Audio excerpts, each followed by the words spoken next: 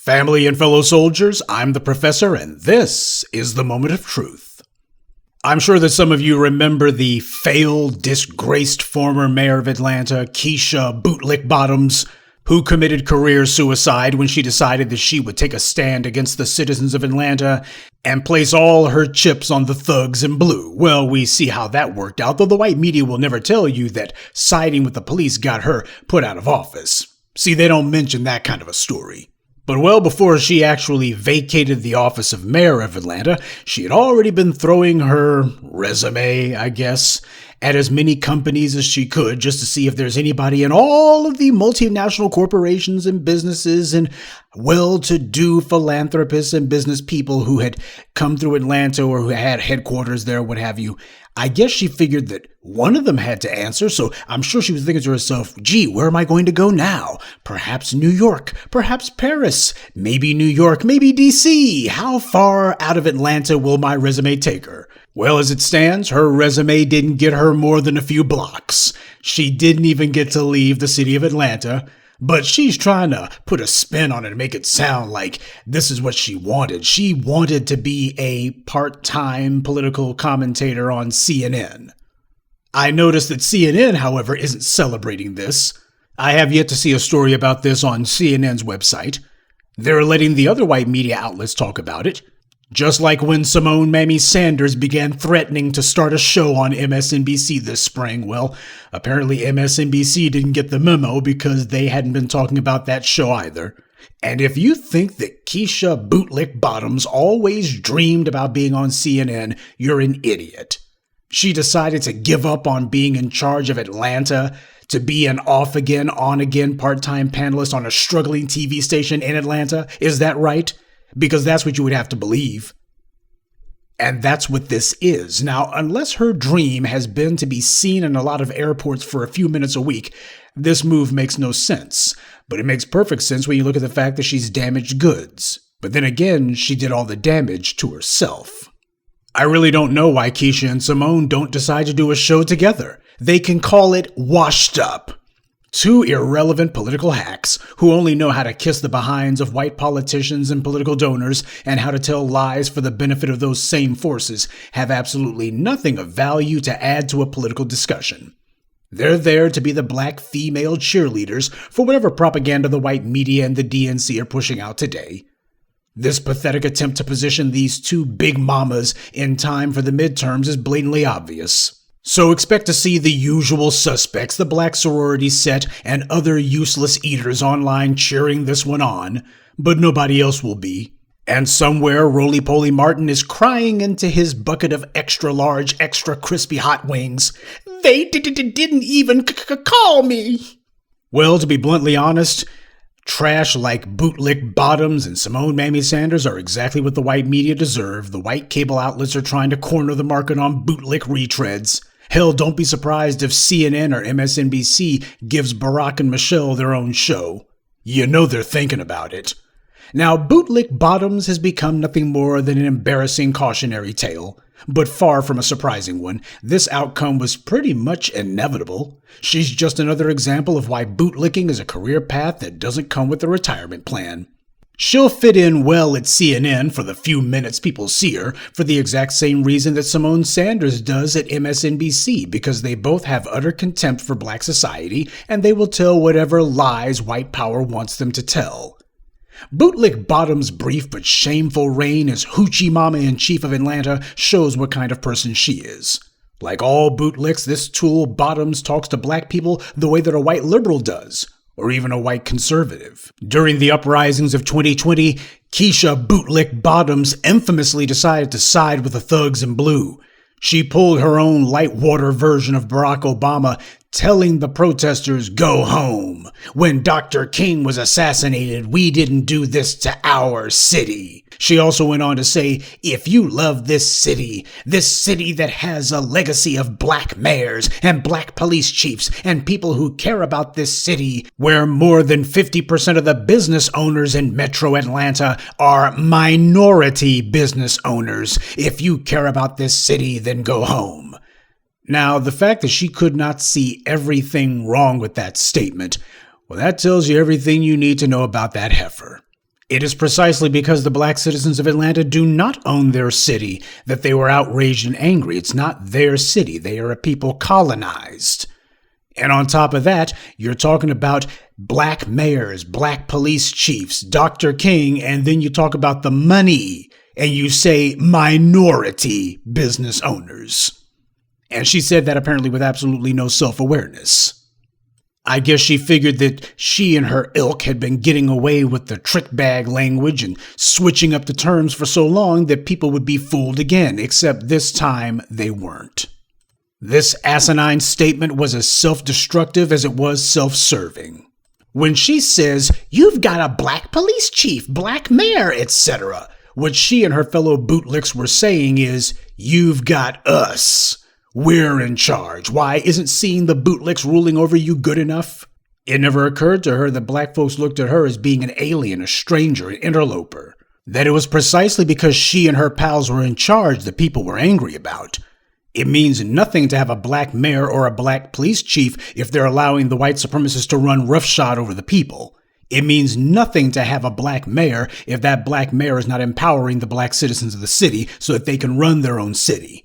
It does no good to have a black police chief if he does absolutely nothing about race soldiers gunning black folks down in the parking lot of the local fast food joint. You don't get to brag about being a black mayor or a black police chief or a black anything unless you're working for black people's interests. That didn't seem to matter to her as far as she was concerned. Just throw out some empty words and you can bet on some bootlicks and some other paid agents who will get out there and cheerlead for you. Well, it didn't work this time.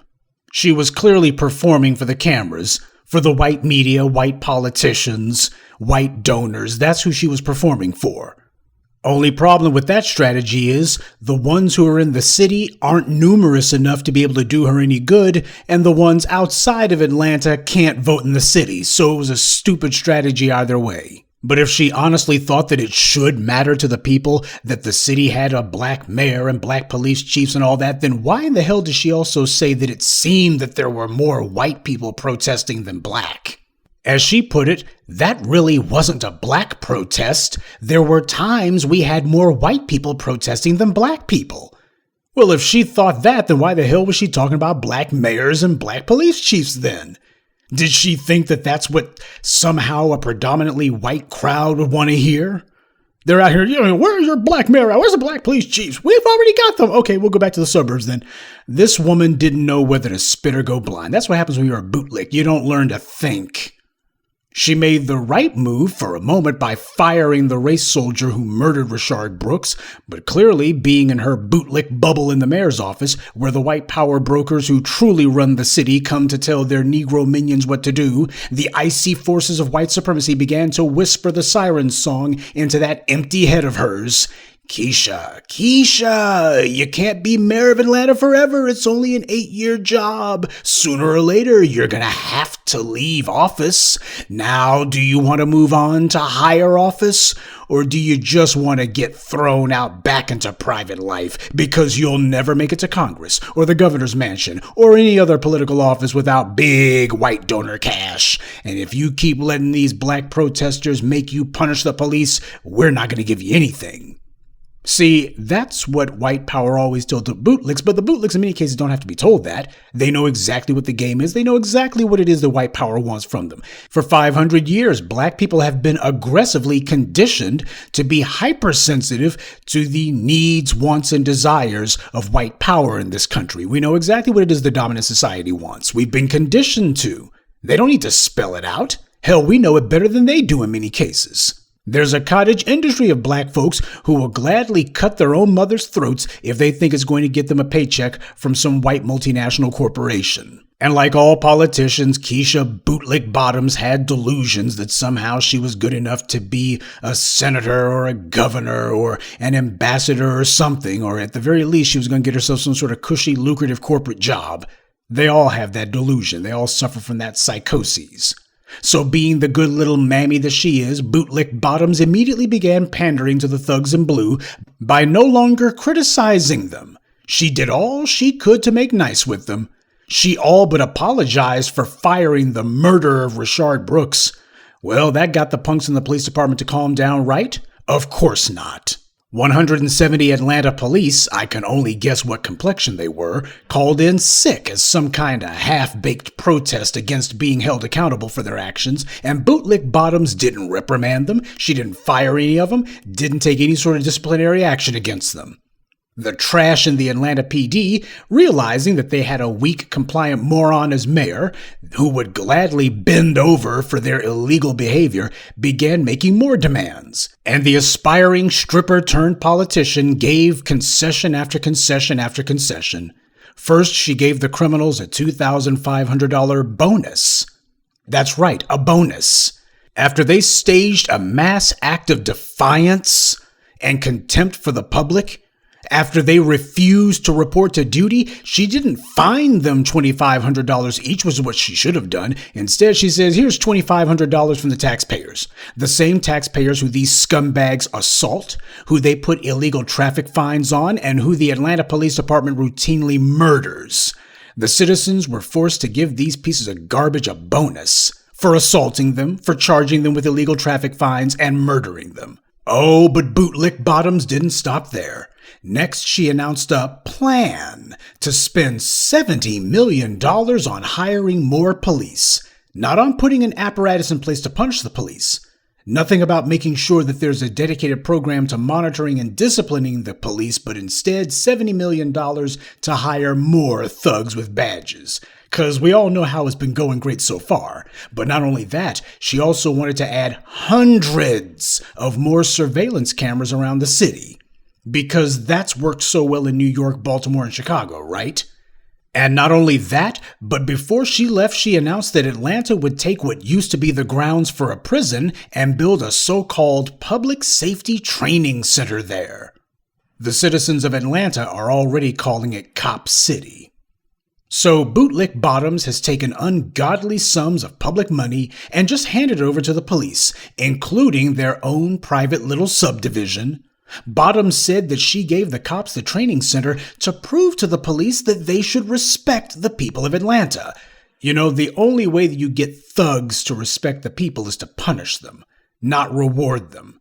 And what did Bootlick Bottoms accomplish for all of her pathetic butt-kissing to the thugs in blue? Did the Atlanta police feel like they finally had public support, so they should moderate their violent behavior? Did this civilize the savages?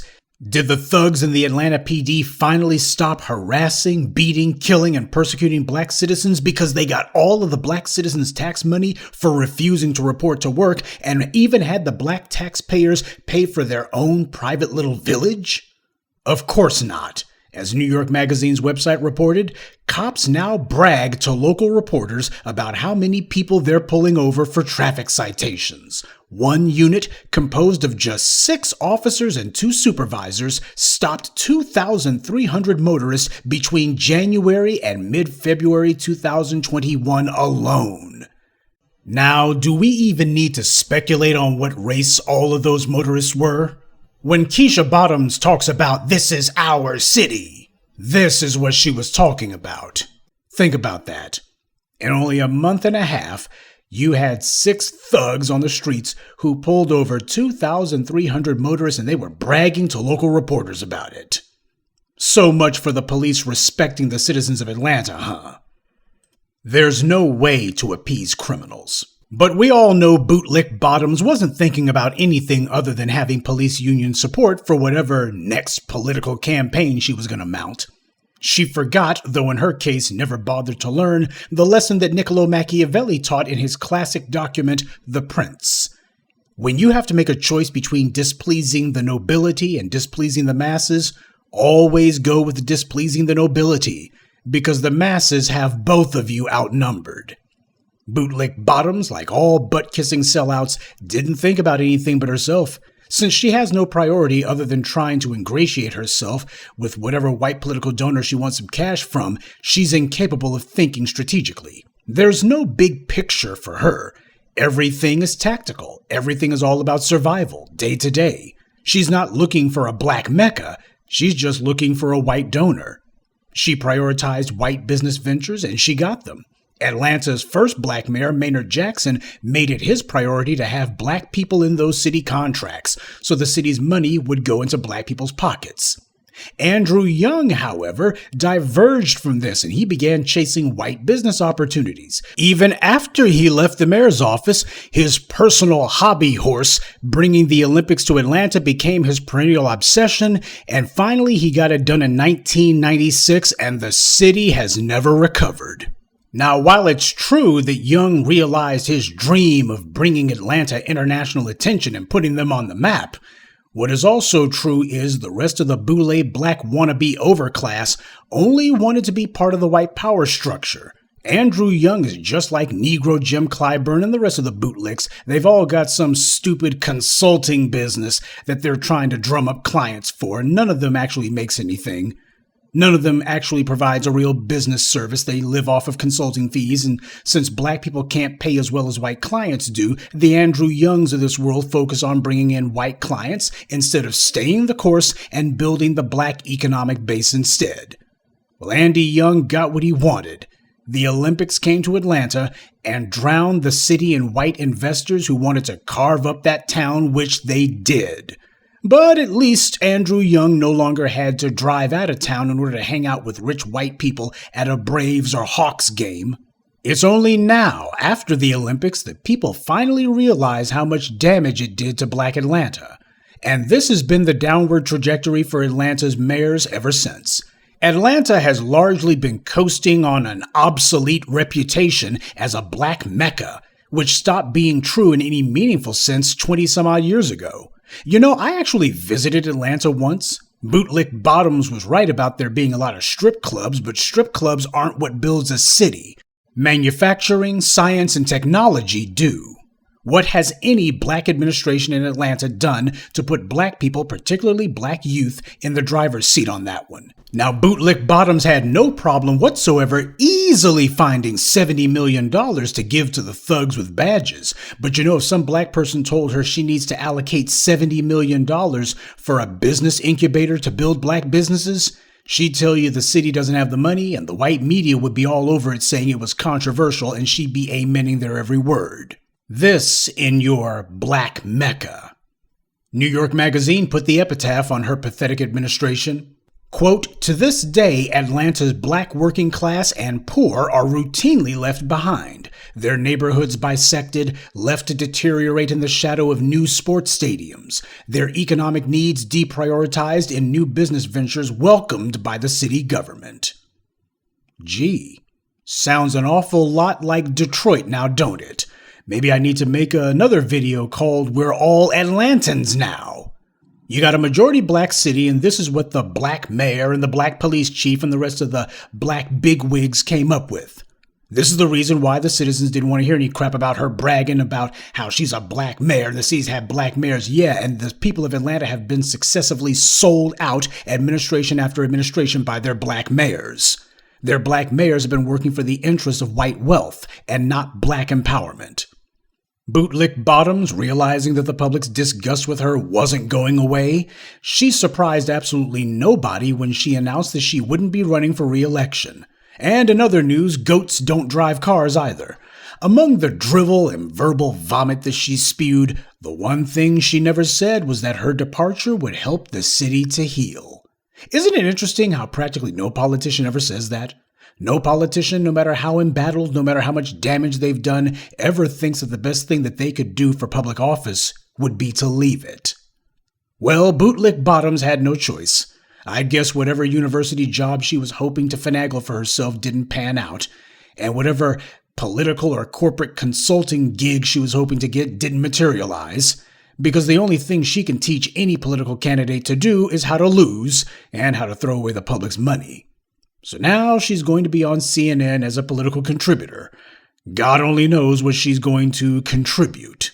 Perhaps Bootlick Bottoms can convince the folks over at CNN to allocate $70 or even $7 million for her to build her own little public service center. I've even thought of a name for it. Instead of calling it Cop City, her center should be called Thought City. Good day, and be one. I'd like to take a moment to mention some of our contributors: Tiffany Montgomery, DeRay Sanchez, Deep Eye, Bobby Williams, and Malik Phillips. Salute to them and thank you to everyone for listening, liking, and sharing this message. Black empowerment only exists because of you.